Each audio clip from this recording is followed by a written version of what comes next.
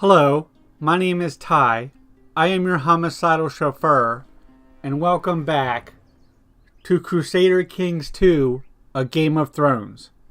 We started last episode as Lord Paramount of the Trident, which is a temporary position until a great council can be held. Now I managed to make it work for me, as we paid off all our debt. And I also picked up a second duchy in the southeast called Rosby. But then Lord Steffon of Duskendale was elected King of the Trident. His reign was very short, however, as Argilac the Storm King declared war for Hayford, and King Steffon was killed in battle. So now we have King Dickon, and he is all of 2 years old. I mentioned last time that I have a strong claim on the lordship of Harrenhal, and that I thought maybe I could take that off of Dickon. The problem is, if I lose that war, he can reclaim all of my titles, and then it's basically game over. So instead of going right to the military option, I'm going to try some political and perhaps some underhanded methods and see how far that gets me. So first I'm going to start the faction for elective succession in the Trident, which in my opinion is what should have happened when King Steffon was killed. And you can see I already have 854% of my liege's military capability. So I'm not sure that he has too many options, to be honest. However, you're also allowed to belong to 2 factions. So I'm also going to start an independence faction in case I don't get my way on the first one. I also have a capable and loyal spy master, and I could ask him to assassinate King Dickon. Now my initial plot power is only 33%, but apparently I can get it up to 184. So that sounds pretty tempting. The issue with that, however, is that if I'm successful, then his sister becomes queen. So it doesn't really do me that much good. Instead, I'm wondering if I'm better off to kidnap the king. And since he's only 2, it is literally a kidnapping. And have him brought before me. That has the same plot power. So I'm going to do that as well. So this will cancel my other plot. I'm okay with that. I didn't really consider it my plot. It was really my spy master's plot to assassinate the person that was assassinating him. So whatever. Let's do it. So can I get anybody else in on this? I can get his hand in on it, which looks to be his uncle maybe? Davos. So let's try doing that. Invite to plot. And also Lord Lyman of Stillfin. He's willing to do it as well. And he has a great state intrigue at 32. So let's get time rolling along here. We have a weak king, so I think this is going to be a turbulent time in the Riverlands. The vultures are going to be swarming. The wars have subsided. And Lord Lyman is more than happy to get in on my plot to kidnap King Dickon. Well, King Dickon, or his regent anyway, seem to think pretty highly of me. They have named me Paramount Knight. Don't think that gets me any money. So I was vaguely right about Sir Davos. It was King Steffon that won the war for independence, and his son is now king, but Davos is Steffon's uncle. so he may vaguely be in line for succession. Yeah, looking at the Kingdom of the Trident, Sir Davos is 4th in line, now that it's primogeniture. But he's in on my plot too, so that's good. Tragic news, Dickon Darkly has contracted winter fever. We must pray to the Seven for his health. Meanwhile, our BFF, Lord Ballman, he's been named Castellan of Blackwater Bay, so he's doing okay for himself. It's been a few weeks now, and so far nobody wants to join my factions. Can I invite people to my faction? Doesn't look like it. Finally, an opportunity to abduct King Dickon of the Trident has arisen. One of the king's personal guard has proven amenable to bribery, allowing for the opportunity to take him while he sleeps. Shall I tell my co-conspirators to begin their preparations? 47% chance that the kidnapping is a success. 33% chance we fail but are not discovered. And 20%, 1 out of 5, that we're found out. Or I can say this is too risky. Not yet, this is too risky. But I'm still at 740% of my liege's military strength. So before I do anything, I'm going to send Dickon an ultimatum demanding my independence. I have declared war of independence on King Dickon of the Trident. So first I'll raise my personal levies at 6,000. Okay, let's march our army on Harrenhal.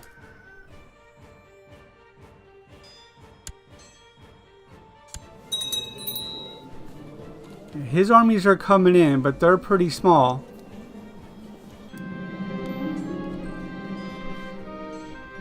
And here it is. We have an opportunity to abduct the king once again. Slightly worse odds than before. 41% chance we succeed. 22 that were found out. At this point, I don't care if they know who's responsible. Alright, first we won the Battle of Peasdale. I wasn't even aware that we were in, so that's a good start.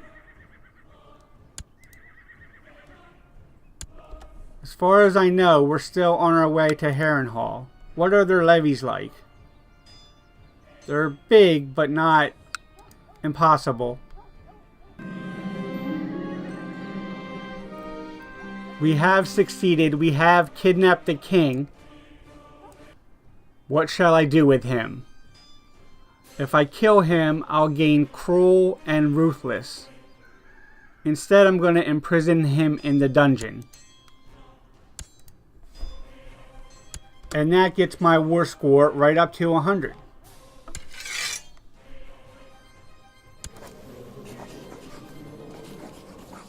I can enforce my demands. We are now Lord of Riverrun, independent of the Trident.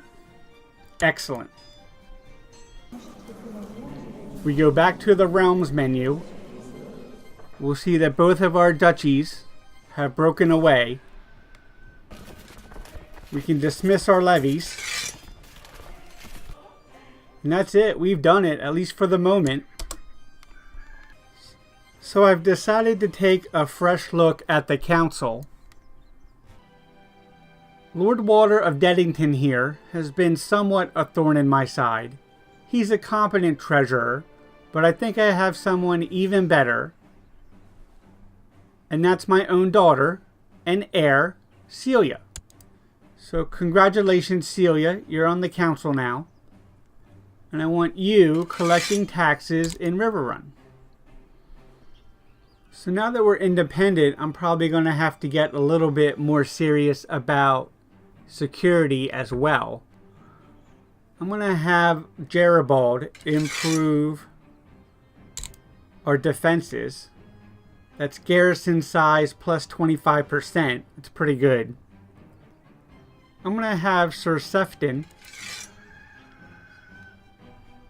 go to Duskendale and improve our relations with the Trident. Our Master at Arms, Lord Arwen, can continue to train troops in Riverrun. And we're definitely going to need Othin to get to work in Riverrun, so that he can watch our backs.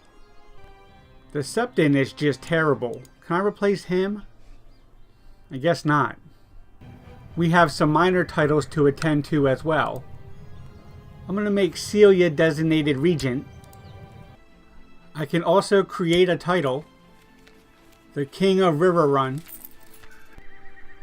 that will give me 400 prestige and not cost me gold or piety.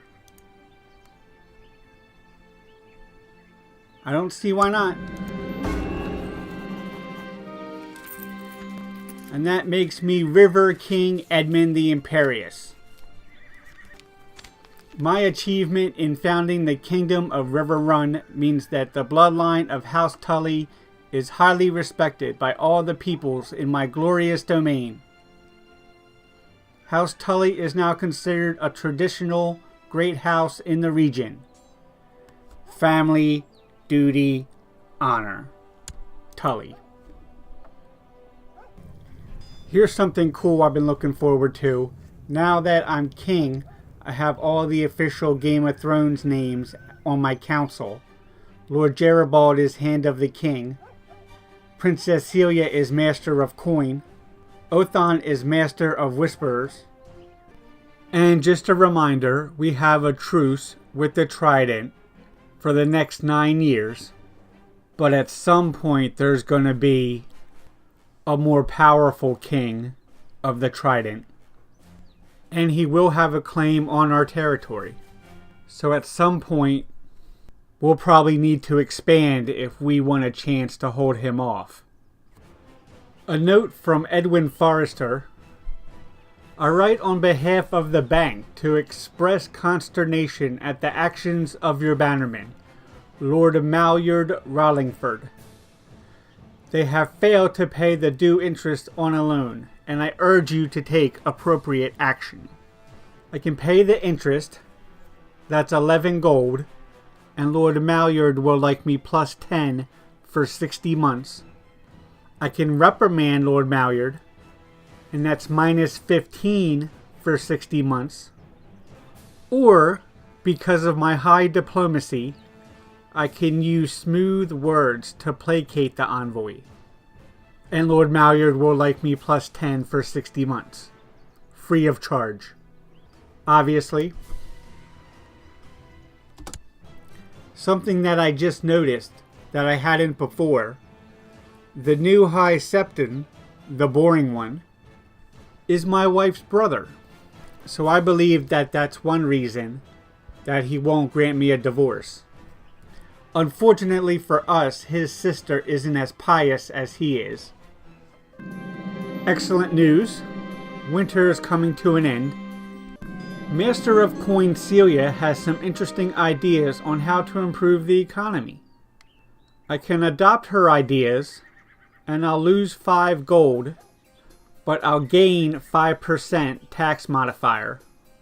Or I can say it's not worth it, and she'll like me minus 10 for 1 year. 5% of my tax is about 0.2 per month. So that would take quite a while to pay off. Maybe only about 2 years. I will be getting my castle town into Riverrun soon, and that'll be an even bigger boost. And it will benefit Celia if and when she becomes queen. So I'm going to do it for my daughter. Adopt her ideas. Tragic news. At the age of 3, King Dickon has died of winter fever. So that means at the moment, Queen Gianna is ruler of the Trident at 5 years old. She is Steffon's last remaining child. Princess Caitlin is responding very well to her tutelage. Indeed, at age 14, she's up to a 13 diplomacy. She's a trained fighter, ambitious, ruthless, just, and charitable. Sounds like she would make a good general or something as well. I'm not sure that women can do that yet, though. Our castle town is completed in Riverrun. At 53, we don't have the gold at the moment to start any other projects. A few weeks ago, an Ironborn noble named Earl Harlaw arrived in Riverrun seeking hospitality. Apparently he is on tour of foreign lands, so of course I welcomed him. He has attended feasts and functions, and has got on well with many at court, becoming particularly friendly with Princess Celia. What a pleasant man. His opinion of me is plus 15 for 120 months. Who is this guy? He has no titles or claims and is already married, so basically useless to me. Jeannie Mallister has died of depression. She is somehow related to my wife. She's my wife's niece. So her husband died in battle at age 25, 2 years ago, and she's dead at age 23 of depression. I'm not quite sure about these Mallisters. They seem like trouble. Princess Celia and Clement have had another child, a daughter this time, named Jirel. She's sickly, so that's a horrible sign. Her brother is 2. He's coming along fine. River King Edmund. Arwen invites me to the tourney of Turnbridge. I can say a chance to prove my worth and gain 5 prestige. I can say this is below me and nothing happens. I know from a couple episodes ago when we did this that it's a little bit of a prestige gambit. You get a little bit every time you win and lose a lot when you don't. I'm at 1783. I'm still trying to get to 2000 to become exalted, but I'm only 37. This is below me. We've done it before, but now we're River King, so not this time. Maybe Princess Celia would do it down the line. My wife doesn't seem very content at the moment. She wants more clothes, better shoes, and fine dresses. Well, you know what? If you want clothes, make them yourself. Lose minus 10 fertility. She's already 38 and depressed, and least we forget, an adulteress. So no, I think she'll be fine. Maester Wayless wants to replace Sir Steffon as my Master of Laws. He's not anywhere near good enough, so please end your plot. Thank you. Celia has collected some extra tax in Riverrun. We gained 27 gold. Well done, Celia. Lord Jeremy of Edgerton says that he deserves some recognition from time to time. I'm not sure what he does exactly. He says that I am as generous as I am wise, and he wants to know if I will grant him the High Lordship of Rosby. I don't think so, my good man. I would be happy to, but no. I'm only at a quarter of my domain size, so it's not like I'm holding that many titles. I hold 4 titles.